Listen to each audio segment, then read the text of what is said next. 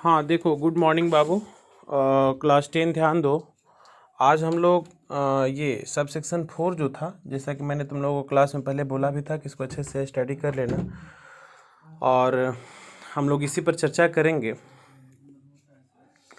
देखो, इस सबसे पहले था कि यूरोपियन स्टेट में जो भी प्रीवियस सेक्शन में तुम लोगों ने स्टोरीज को पढ़ा कि कैसे रेडिकल्स मूवमेंट हमारे हुए, कैसे हमारा लिबरल आइडियोलॉजी वाले लोगों ने नेशन स्टेट की बातें की, फॉर्मेशन की बातें की।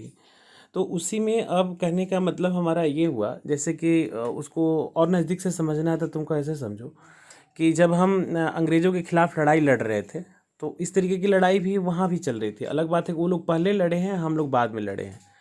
तो जब देश एक निश्चित स्थिति की तरफ दिख रहा होता था हमारा, तो उसका एक है ना हमारा एक राज्य की भौगोलिक इकाई हमारा होना बहुत ज़रूरी होता है। जैसे राज्य का एक डिफिनीशन आता है, तो उसमें 4 चीज़ों का हमारा होना बहुत ज़रूरी है। पहला है जनसंख्या, दूसरा है एक निश्चित भूभाग, तीसरा है सरकार, और चौथा है तुम्हारा सब रीजन, सवरिजनिटी जिसको हम लोग कहते हैं, जिसको संप्रभुता हम लोग कहते हैं। तो संप्रभुता इसी बात पर डिपेंड करती है कि तुम्हारी भौगोलिक क्षेत्र का जो हमारा सीमांकन हुआ है कि नहीं, सीमा का एक सर्टेन बाउंड्रीज फॉर्म हुए कि नहीं, और देश के अंदर में ना यूनिफाइड वे में काम करना बहुत ज़रूरी है। जैसे मैंने तुमको बताया कि तुम जर्मनी के तो एकीकरण के जो दूत हमारे हैं, यूनिफिकेशन के जो हमारे लीडर हैं, ऑटोवन बिस्मार्क, या इटली में गैरिबोल्डी और मेजनी वगैरह का नाम तुम जानते हो। लेकिन तुम्हें अपने देश के बारे में भी जानना चाहिए। जब हम पढ़ा रहे थे नेशनलिज्म इन इंडिया, तो उसमें मैंने तुमको बताया था कि हमारे देश के नेशनल यूनिफिकेशन में हमारा रोल सरदार वल्लभ भाई पटेल का रहा है, और भारत के जो एकीकरण के दूत हमारे हैं, यानी कि तुम्हारा भारत का बिस्मार्क हमारा सरदार वल्लभ भाई पटेल को कहा जाता है ना। तो सरदार वल्लभ भाई पटेल ने भी यही विजन दिया था। पता होना चाहिए तुम्हें कि जब देश आज़ाद हुआ था, तो एक तो टू नेशन थ्योरी, हमारे जो जोग्राफिकल जो हमारा एक बाउंड्रीज था वो अलग हो गया, क्लियर हो गया। पाकिस्तान और हिंदुस्तान, धर्म के नाम पर हिंदू राष्ट्र और जो मुस्लिम राष्ट्र की परिकल्पना उसमें की गई थी, तो एक हिंदुस्तान हो गया, एक पाक मुलाओं का पाकिस्तान हो गया। खैर गलती से ही सही, अच्छा काम हुआ है वो, मतलब फॉर्म हो गया तो कोई गुनाह वाली बात नहीं है हमारी, ठीक है। लेकिन जब हमारे देश के अंदर में एक उसने पॉलिसी ला दी थी कि कोई भी प्रिंसली स्टेट अगर हमारा इंडिया नेशन का पार्ट बनना चाहता है तो बन सकता है, ना तो इंडिपेंडेंट भी रह सकता है। तुम्हें पता होना चाहिए कि हमारे देश में देश की आज़ादी जब 1947 में मिली, उस समय पूरे भारत में जो इंडिया का जो हमारा एक मैप था, ये तुम लोग को क्लास 10 में ही पॉलिटिकल साइंस के बुक में तुमको दिखाया हुआ है। 1947 का भारत और 2000 मतलब लेटेस्ट 2005-7 का भारत, ऐसे। तो जो हमारे ब्रिटिश राज्य के तहत में जो सरकारें रन करती थी, वो इंडिया का पार्ट मान लिया गया। और जो स्वतंत्र थे, प्रिंसली स्टेट थे, उसको उन्होंने कहा, बोला था कि प्रिंसली स्टेट इंडिपेंडेंट भी रह सकता है। तो तुम सोचो कि 500 देशी रियासत उस समय थे हमारे जो इंडिपेंडेंट थे, तो हमारे राज्य कितने होते। तो फिर ये सरदार वल्लभ भाई पटेल ने ही विजन रखा था कि ये तो फिर आज़ादी के कोई मायने ही नहीं रह जाएंगे, क्योंकि हम अपने देश के अंदर में ना सिविल वार को फेस कर रहे होते हैं। क्योंकि अगर एक राष्ट्र हो, एक संविधान हो, एक झंडा ना हो, तो फिर ये सारी बातें हमारी बेकार हो जाती है। तो इसको जैसे भी हो फोर्सफुली या जैसे भी इसको बहाल करना हमारा ज़रूरी होता है। और सरदार वल्लभ भाई पटेल ने इसका जिम्मा उठाया था, और 500 देशी रियासतों को ना भारत में मर्ज किया था, जिसमें 3 हमारे जो थे, जिसका मैं जिक्र बार बार करता हूँ, जूनागढ़ का राजा का, कश्मीर का, और ये हैदराबाद के निज़ामों का।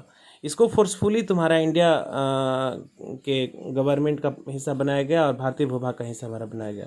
इस तरीके से नेशनल फिगर हमारा फॉर्म हुआ, और भारत का एकीकरण हुआ। और वर्तमान में तुम्हारे 28 राज्य और ये हमारे 8 तुम्हारे केंद्र शासित हैं, है ना, प्रदेश हैं।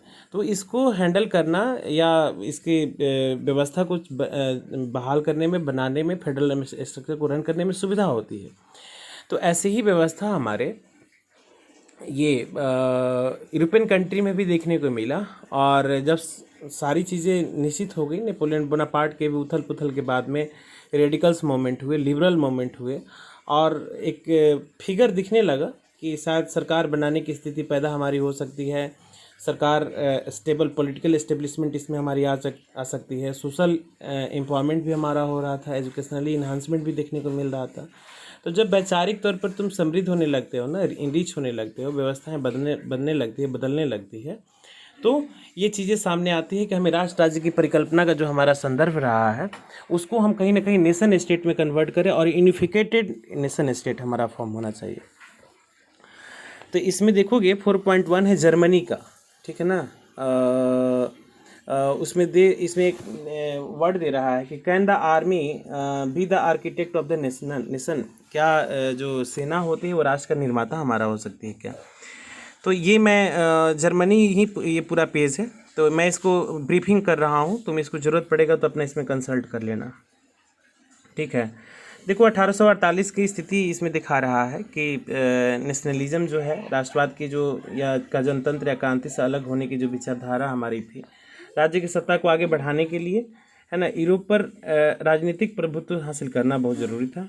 रूढ़िवादियों ने अक्सर भावनाओं का इस्तेमाल किया। वहाँ देखो स्वाभाविक है कि जो रेडिकल्स, ये कंजर्वेटिव आइडियोलॉजी के लोग होते हैं ना, इनोवेशन को पसंद नहीं करते हैं, है ना।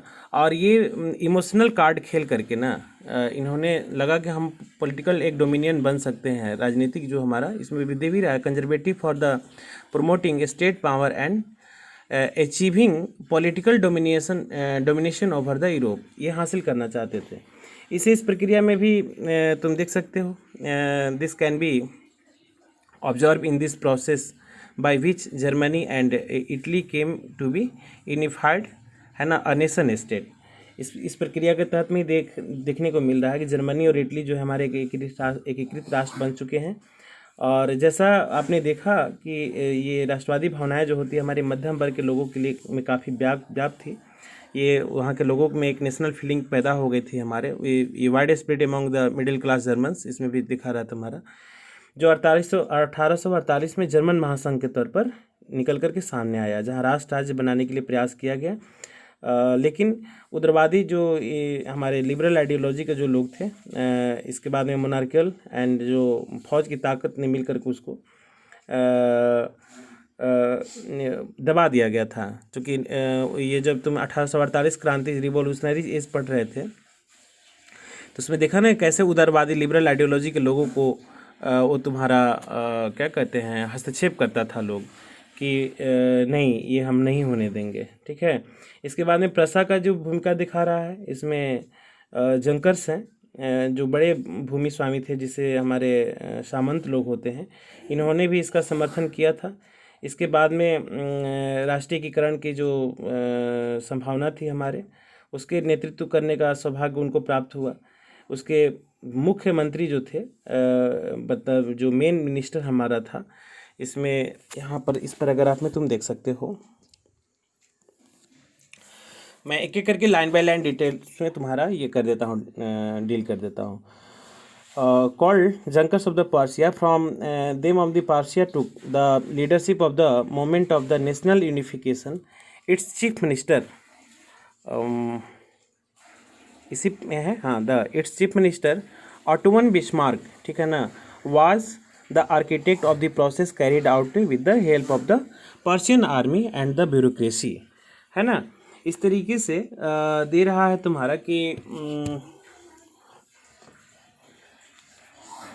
इसका जो मुख्यमंत्री था ऑटोवन बिस्मार्क, इसने इस प्रक्रिया का ये पालन करना प्रारंभ किया, यानी कि वो तुम्हारा लीडर निकला और उसने प्रसा की सेना और वहाँ की जो ब्यूरोक्रेसी उसकी मदद ली। इसके बाद में दे रहा है कि there was over 7 years with Austria, Denmark and France, है ना, ended in Persian victory and completed the process of unification in Germany 1871. The Persian king William First, है ना, was proclaimed German emperor in the ceremony held by the viceroy में। ये तुम लोगों ने देखा 1848 के बाद वाला कंडीशन में, वहाँ भी तुम्हारा इसके जिक्र किए हुए हैं। 7 वर्ष के दौरान जो ऑस्ट्रिया, डेनमार्क और फ्रांस से जो 3 युद्धों में प्रसा की जीत हुई थी, उसके एकीकरण की पूरी प्रक्रिया हमारी प्रारंभ हुई थी, जिसमें जनवरी 1871 में वायसराय में एक छोटे से समारोह में है ना, राजा विलियम फर्स्ट को जर्मनी का सम्राट घोषित कर दिया गया था। इसके बाद दे रहा है नेक्स्ट कि on the on the bitterly cold morning of the 18 January 1871 an assembly comprising the princes of the German state and a representative of the army, important Prussian ministers including the chief minister Otto von Bismarck gathered in the unheated hall of the mirrors of the place of the Versailles to proclaim the new German empire headed by the Kaiser William first. है ना। इसमें देखो दे रहा है कि 1871 की जो सुबह में काफ़ी बेहद ठंड थी। ये दे रहा है कि बिटरली कोल्ड, कटकटाने वाला ठंड था। राज्य के राजकुमारों और सेना के प्रतिनिधियों ने ऑटो वॉन बिस्मार्क समेत प्रशा के महत्वपूर्ण मंत्रियों ने एक साथ बैठक राजवासराय के महल में बेहद ठंडे शीश महल में हुई थी, जहाँ पर उस सभा में प्रशा के काइजर विलियम प्रथम के नेतृत्व में एक जर्मन साम्राज्य की हमारी घोषणा की गई थी। ठीक है।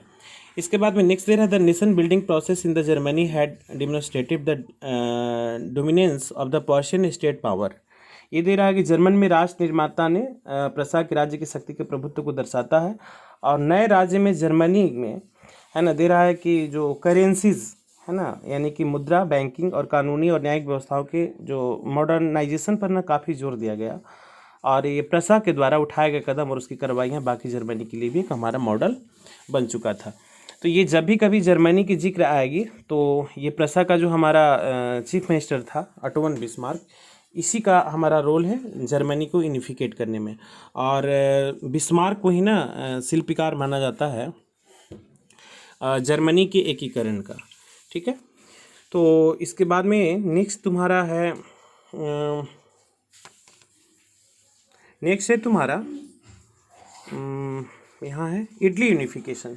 जर्मनी के बाद में तुम्हारा इटली के आधुनिकीकरण की बात कर रहा था। तो देरा जर्मनी की तरह इटली में भी ना एक राजनीतिक जो हमारा पॉलिटिकल कॉन्स्पिरेसी का एक बहुत बड़ा और लंबा इतिहास रहा है।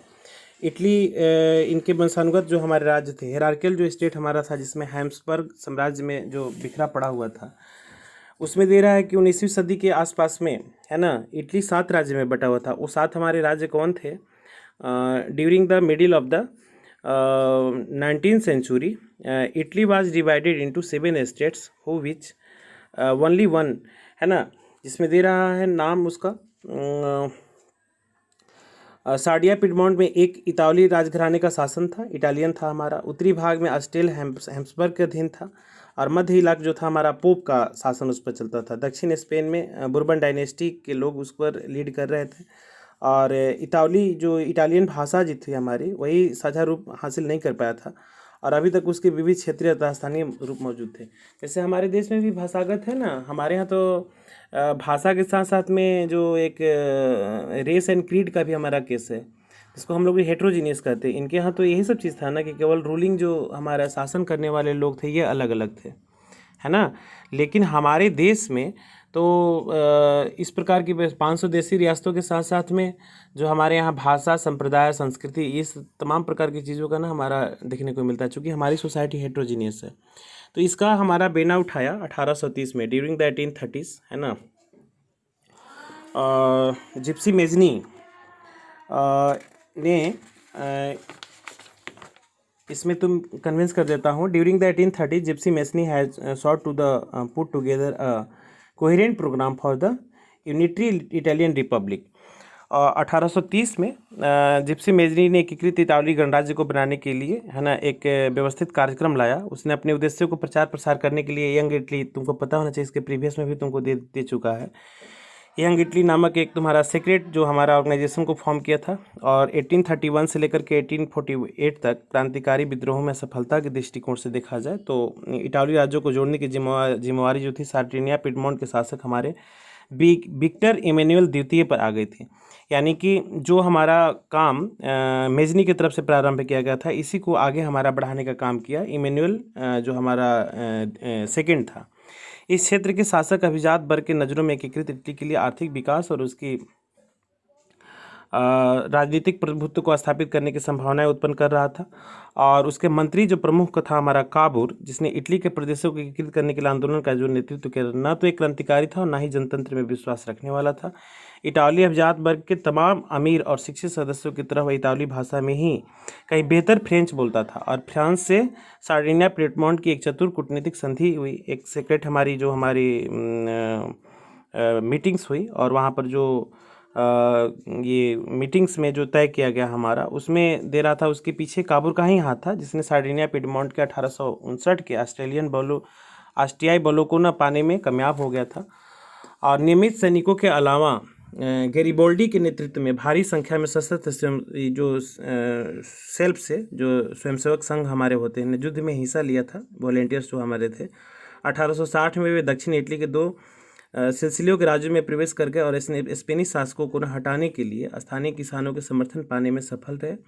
और ये दे रहा है कि 1861 में इमैनुअल जो हमारे सेकंड था उसको एकीकृत माने यूनिफिकेटेड इटली का राजा घोषित किया गया। और मगर इटली के अधिकांश निवासी, जिसमें निरक्षरता की दर काफ़ी ऊंची थी, उनमें उदारवादी राष्ट्रवादी विचारधारा से भी वो अलग थे। हर एक राज्य में ऐसी होती है व्यवस्था हमारी, उसी में ये भी हमारी घटना का जिक्र इसमें कर रहा है। और दक्षिणी इटली के जिन किसानों ने गैरिबोल्डी का समर्थन दिया था उसे इटालिया के बारे में कभी सुना भी न था, ना वो जानते थे कि लाटालिया विक्टर इमैनुअल की पत्नी थी। ये सब थोड़ा सा है। अब हमारे देश में भी हम देखोगे कि कितने लोगों को ना राष्ट्रवाद समझ में आता है और कितने लोगों को क्या कहते हैं डेमोक्रेटिकल वैल्यूज़ पता है ना। लिटरेसी रेट की स्थिति तुम्हारे सामने में है, तो ऐसा नहीं है कि हम ही पिछड़े हुए हैं। यूरोपियन स्टेट में भी ऐसी बातें देखने को मिल रही थी। और ये इटालिया और लाटालिया जो है ना, ये उसकी पत्नी मान करके उसमें समर्थन प्रदान कर दिया था, विक्टर इमैनुअल की पत्नी समझ करके। तो देखो इसके जो इटली का हमारा यूनिफिकेशन 4 फेज़ में होता है, जिसमें एक मेजनी का नाम आता है, दूसरा तुम्हारा इमैनुअल हमारा सेकेंड का नाम आता है, तीसरा तुम्हारा काबूल का और चौथा तुम्हारा गैरिबोल्डी का। तो ये 4 फेज़ तुम्हारा हुआ। और यहाँ पर जो इसके नेतृत्व करता है जर्मनी का हमारा, ये पूरा का पूरा फोकस हमारा रहता है ऑटोमन बिस्मार्क का। जो किया ऑटोमन बिस्मार्क नहीं किया, और विलियम को घोषित करना हो, राजा बनाना हो, या उसकी यूनिफिकेटेड एंड जो हमारा यूनिवर्सल एडमिनिस्ट्रेटिव जो हमारा थिंग्स को अप्लाई करना था, ये सारा काम हमारा उन्होंने ही किया था। इसके बाद में नेक्स्ट दे रहा है the strange cases of the Britain. अब ये अजूब कहानी एक तरीके की हमारी ब्रिटेन की इसलिए थी कि इसमें राष्ट्र राज्य के मॉडल जो ग्रेट ब्रिटेन को बनाने की बात की गई थी, है ना। अचानक उथल पुथल या क्रांति का देरा का परिणाम नहीं था, यह एक लंबी चलने वाली प्रक्रिया का हिस्सा माना गया। चूँकि 18वीं शताब्दी के पहले जो हमारा ब्रिटेन जो था ना, ये द्वीप समूह में रहने वाले लोग जो थे उसमें नाम है तुम्हारा इंग्लिश, वेल्स, स्कॉट, आयरिश। यहाँ तुम देख सकते हो ये है तुम्हारा कि मुख्य पहचान निर्जाति एक इथनिकल हमारा ग्रुप था, और इन सभी निर्जातीय समूहों की एक अपनी हमारी सांस्कृतिक और राजनीतिक परंपराएं थी। इट मीन्स दैट कि वहाँ होमोजीनियस सोसाइटी होने के बावजूद भी, है ना, इनके अंदर में कहीं ना कहीं एक हमारा मल्टी लेयर सोसाइटीज़ देखने को हमारा मिलता था। लेकिन जैसे जैसे दे रहा है कि जो ये इंग्लिश नेशन की जो बात धन दौलत और उसकी अहमियत सत्ता में वृद्धि करने के लिए जो हमारे आइलैंड्स और उसके चीज़ों को प्रभुत्व को हासिल करने का प्रयास जो किया जाने लगा और बहुत हद तक सफल भी हुआ। एक लंबे टकराव और संघर्ष के बाद में हमारा इंग्लिश पार्लियामेंट ने 1688 में, है ना, राजतंत्र से ताकत छीन ली, यानी कि मोनार्कियल व्यवस्था से न पूरी पावर छीन लिया गया। ये यहाँ पर दिए हुए हैं ये देखो 1688 at the end of the protected conflict was the instrument through which a nation state with England it centered the monarchy in 1688 the end of the with England in center। उससे वहाँ उसको छीन लिया गया और दे रहा है कि इंग्लैंड और स्कॉटलैंड के बीच में हमारा एक्ट ऑफ यूनियन एक बनाया गया 1707 में 1707 between the England and Scotland, the resultant in the formation of the United kingdom. इस तरीके से हमारा एक ग्रेट ब्रिटेन और यूनाइटेड किंगडम का हमारा गठन होता है। और इसमें इंग्लैंड व्यवहार में स्कॉटलैंड अपना प्रभुत्व जमा पाया, और इसके बाद ब्रिटानी संसद ने आंग्ल सदस्यों को दबदबा रहा। एक ब्रिटानी पहचान के विकास का अर्थ यह हुआ कि स्कॉटलैंड की खास संस्कृति और राजनीतिक संस्थाओं को योजनाबद्ध तरीके से जो हमारा दबा दिया गया। और स्कॉटिश हाईलैंड्स के निवासी जिन कैथोलिक कुलों के जब अपनी आज़ादी को व्यक्त करने का प्रयास किया गया था, उसमें ज़बरदस्त दमन का सामना करना पड़ा। स्कॉटिश हॉसलैंड के लोगों ने अपनी गैलिक भाषा बोलने और राष्ट्रीय पोशाक पहनने की मनाही थी। इनमें से बहुत सारे लोगों ने अपने वतन को छोड़ने पर भी मजबूर हो। ये होता है, जैसे देखो ना, ये हमारे भी देश में भी तो हुआ ना। ये क्या कहते हैं, हिंदुस्तान, तो हिंदुस्तान बना तो यहाँ तो कह रहा है लोग कि हम जो असुर प्रवृत्ति के जो ट्राइबल कम्युनिटी के लोग हैं वो यहाँ के मूल निवासी है। गोंड प्रदेश है ना, और ये नाम रखा गया आर्यावर्त और हिंदुओं का हिंदुस्तान। उनका तो कुछ ऐसा हिंदू धर्म इस मतलब तो प्रकृति की ही पूजा किया करते थे हमारे, तो अलग से। तो ये व्यवस्था भी ना वहाँ पर तुमको लूट खसोट की तौर पर देखने को मिलती है, और अपने डोमिनेंस को ना प्रदर्शित करने का हमारा एक प्रयास किया गया था। इसके बाद में नेक्स्ट दे रहा है कि आयरलैंड में भी कुछ हिस्सा का भी ऐसा ही हश्र हुआ। यह देश जो था कैथोलिक और प्रोटेस्टेंट धार्मिक गुटों में गहराई में बटा हुआ था। आयरलैंड का जो बात जिक्र कर रहा, और अंग्रेजों ने आयरलैंड में प्रोटेस्टेंट धर्म मानने वाले बहुसंख्यक कैथोलिक देशों पर प्रभुत्व बनाने में सहायता की, और ब्रिटेनी इफेक्ट के कारण है ना विरुद्ध कैथोलिक विद्रोह का निर्ममता से कुचल दिया गया। तो वहाँ पर भी चूँकि इंग्लिश जो मैन थे ना हमारे इनोवेशन को पसंद करते थे, न्यू आइडियाज़ को पसंद करते थे, और उन्होंने जो हमारे ये कंजर्वेटिव जो आइडियोलॉजी थी हमारी कैथोलिज्म का, उसका विरोध किया। और वुल्फ टोन और यूनाइटेड आयरिशमैन 1878 के अगुवाई में हुए एक असफल विद्रोह के बाद में 1801 में आयरलैंड को बलपूर्वक यूनाइटेड किंगडम में भी शामिल कर लिया गया, और एक नई ब्रिटेनी हमारा नेशन का फॉर्मेशन किया गया, जिसकी आंग्ल संस्कृति का प्रचार प्रसार किया गया। एंग्लो कल्चर को ना हमारा ये स्प्रेड करने का प्रयास किया गया। नए ब्रिटेन के प्रतीक चिन्हों में ब्रिटेनी झंडा, यूनियन जैक है ना, और राष्ट्रीय गान God save our nation noble king को खूब बढ़ावा दिया गया, और पुराने राष्ट्र की संघ के माथा सहयोग के रूप में ही रखा गया। ठीक है ना। तो देखो इसमें केस स्टडी में तुम्हारा गैरीबोल्डी का जिक्र किया है यहाँ पर, इसको तुम पढ़ लेना कि गैरीबोल्डी की अहमियत क्या होती थी हमारे उस समय के इटली और उसके क्षेत्रों को लेकर के। और इसमें एक तुम्हारा न्यू वर्ड्स का दिया है इथनिक का, तो आप इसको भी इथनिकल थिंग्स को भी देख लेना अच्छे ढंग से। तो देखो इस तरीके से ये हमारा यूनिफिकेशन का जो वर्क है जर्मनी का और इटली का और ग्रेट ब्रिटेन यानी कि इंग्लैंड का, ये तुम्हारा इस पेज में दिए हुए हैं। आप इसको इस वीडियो लेक्चर को सुने समझे देखें, और यदि कहीं कोई दिक्कत आती है तो आप हमसे बात करिए। ठीक है ना। चूँकि ये मैं एक बार फिर से तुमको बोल दे रहा हूँ, इसका पूरा वाइड स्प्रेड हम करें ना, बहुत बड़े स्तर पर इसको अगर हम लेक्चर में शामिल करें तो फिर कहीं ना कहीं आपके लिए परेशानी बन जाएगी। परेशानी ये बन जाएगी कि पढ़ोगे तो समझ में आएगा बहुत अच्छे ढंग से, क्योंकि ये जितने भी तुम देख रहे हो ना ये क्या नाम है तुम्हारे बुक के 3 पेज में जर्मनी का और इटली का एकीकरण और ग्रेट ब्रिटेन का दिखा रहा। ऐसा नहीं है, 3 पेज तो इंट्रोडक्शन होगा खाली जर्मनी के एकीकरण का, लेकिन ब्रीफिंग में ही सही तुमको जितना दिया गया है उसको समझने का प्रयास करो। इससे तुम्हारा क्वेश्चन आता है। ये जर्मनी और इटली तो पक्का, जो क्वेश्चन का पैटर्न जो बना करके दे रहा है, या तो जर्मनी या तो इटली, इस बार भी तुम्हारा आया था। और नहीं तो अगर जर्मनी और इटली नहीं पूछता है तो ग्रेट ब्रिटेन की यूनिफिकेशन के बारे में ज़रूर जिक्र करता है हमारा।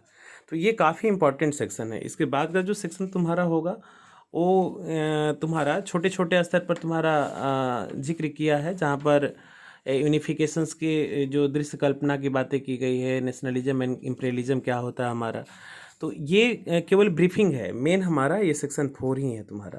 तो इस सेक्शन को काफ़ी अच्छे से स्टडी कीजिए, समझिए जो वीडियो लेक्चर के माध्यम से।